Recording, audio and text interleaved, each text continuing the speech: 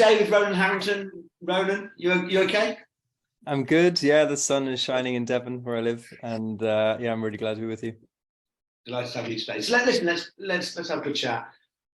Talk to me about your thoughts about this is something that's really eye-playing in my mind. Historically, in the workplace, you've got that hustle, that endurance, that kind of the culture of actually you've got to keep on going in order to achieve.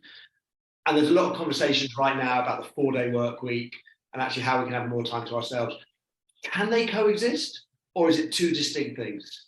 Yeah, so there's a framework that I teach. It's got a complicated name. It's the Yerkes-Dodson optimal stress and performance curve, which is very off-putting, but it's essentially a classic peak. And what you want to do is we want, as individuals and for our teams, to be at the peak of our capacity. Everyone actually has this longing to be, using the sporting analogy, to be playing out of your skin. But we want to stay inside the lines of our capacity and not go over our capacity and compromise our performance over time. And like you said, that, endurance culture, which I think was coined by Tough Cookie, it's all about pushing through and plowing on and white knuckling it. And it's actually a false type of productivity that is actually really inefficient. We basically busy ourselves doing lots of stuff, when actually what resilience and optimal performance looks like is that I'm going to really exert myself. I'm really going to go to the edges of my ability. And then I'm going to have a cadence of renewal and restoration. And actually my working week and my months and years, they go like this: exertion, renewal, exertion, renewal. That's what optimal performance looks like over time. But therefore, is it the fact the conversation seems to be so, and maybe this is just a reflection of society as we currently are, it's so extremist. It's either you go to the nth degree, or we want like 3-day, 4-day kind of weeks and stuff like that. And actually, it's something in the middle, which isn't really, like, I suppose the mature conversation isn't really taking place right now, because it's just all headline figures. Yes, it's polarized. It's informed by the worst stereotypes on both ends. I think that the 4-day work week, even though it's new and could be seen as a pendulum swinging extremely in the opposite direction, it's actually quite a sober policy. If you look at the largest UK trial into the 4-day work week took place in the UK, when they checked in with the companies halfway through, and these are large companies, 100% of them wanted to keep on the policy. Now, that wasn't to say there wasn't complexities and difficulties in adjusting, but actually we all know that feeling on a bank holiday or a double bank holiday weekend, where we actually just have to be efficient. We have to actually get done what matters and deliver what matters. And lo and behold, we find that we're able to deliver that on a Thursday afternoon or evening, as much as on a Friday afternoon or evening. And so there's something about actually when we put these constraints on us, it requires us to actually just cut out the fluff and cut out the fat. So I think it's less extreme, but I would say that a company doesn't need to move to a 4-day work week in order to actually bring efficiency and health into alignment. It's more about a mental mindset that, first of all, we can acknowledge that we have limitations, that's just a normal thing to do. All of us have them, that we're trying to get the best out of each other and work to, as I say, to our capacities and to the best of our potential. But we just recognize that we need to rest and restore, and that we also have messy, complex lives outside of work. I think that's one of the gifts of the pandemic, has been that the other legs of our stool, our home life, our family life, our children, our parents, all of them are jobs in and of themselves that we have to attend to.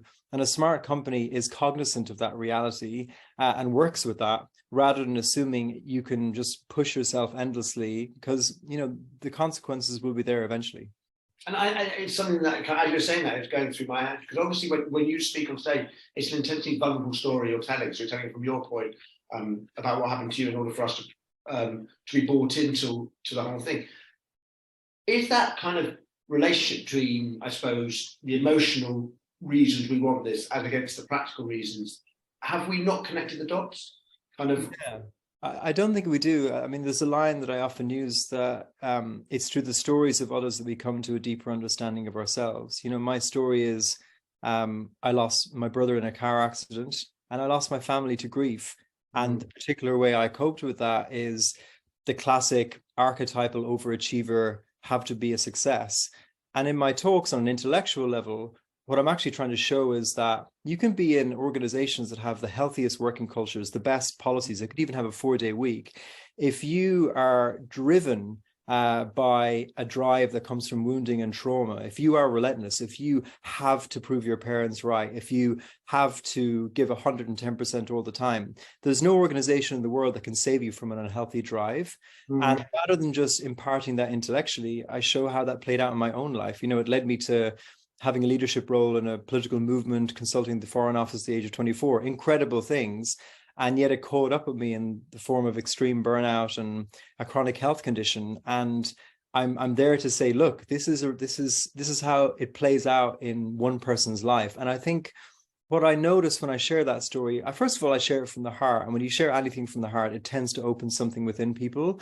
But also, people recognize themselves in my story. We all come from families that often weren't the most functional. We might have issues with our mother or our father. We all have these drives that take us places and also compromise us. And, I think that if you look at the latest stats on burnout, 40% of workers globally are burnt out.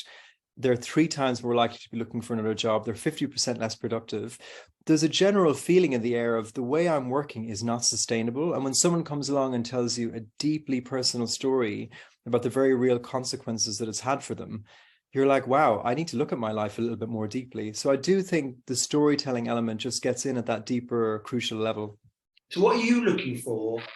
What kind of in society as a whole in order to give you that thing that, yes, we're starting to get it? Like, what are the markers out there which turns around and say, okay, it's gone beyond just seeping into our consciousness to actually people are acting on it, and it's becoming embedded in that we need to change? Well, I think that we're at a phase in, if we just take organizations for simplicity, but you could also say society, where the pandemic was extremely stressful on multiple areas of our life. We recognized the need for resilience. And we responded with what I call cosmetic resilience. So cosmetic resilience is let's be sure and put some food. I love that. Let's make sure and have some webinar on how to breathe well. Let's make sure and bring a yoga teacher in on Fridays. Like, fair enough, but all of them are sticking plasters. Actual real resilience is a mindset shift, like I said, that's grounded in an acknowledgement of our limitations and what peak performance looks like, and how to make sure we stay inside the lines and not go over it. And then it manifests in practical policies. For example, in the pandemic, Google were incentivizing people to take 5 whole days off, to take a whole week off and a weekend, so they would properly restore. So if you took 4 days off, they give you a 5th for free, because American hustle culture and work culture is such that people actually just wouldn't take the time off.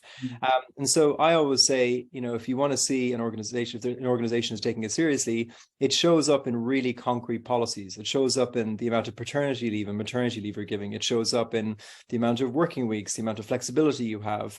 And then in a type of capacity that we need to see more in people managers, which is deeply empathetic, that there is a real felt sense that you're not just here to hit the numbers. I am interested in knowing you on a personal level. I'm interested in checking in with you about how you're doing, and us adjusting your workload so we get the best out of you, and also that it doesn't ruin you in the process. So that's what I would look for in an organization when I work with them. Okay, so kind of I'm conscious of your time because I don't like to keep too long. But so are you optimistic or are you pessimistic going forward? Do you think we are on a good path, or do you think there's a lot of work to be done? I think, unfortunately, the complicated answer is that I'm both. I'm optimistic in the sense that the problem has gotten to such a degree that we have to change tack in order to address it properly. And the drivers that incentivize a growth on growth mindset that drive burnout culture are still there systemically. And so the room for maneuver is constrained by wider systemic forces. And so really the person in the middle of that is the really good leader that is able to balance those, and ultimately to not see that there is a compromise between health of your workforce and efficiency. You should have a workforce that feel healthy, that are doing the best work of their life, and feel looked after, and are therefore going to stay. And if you get that equation right, then you're going to be going places.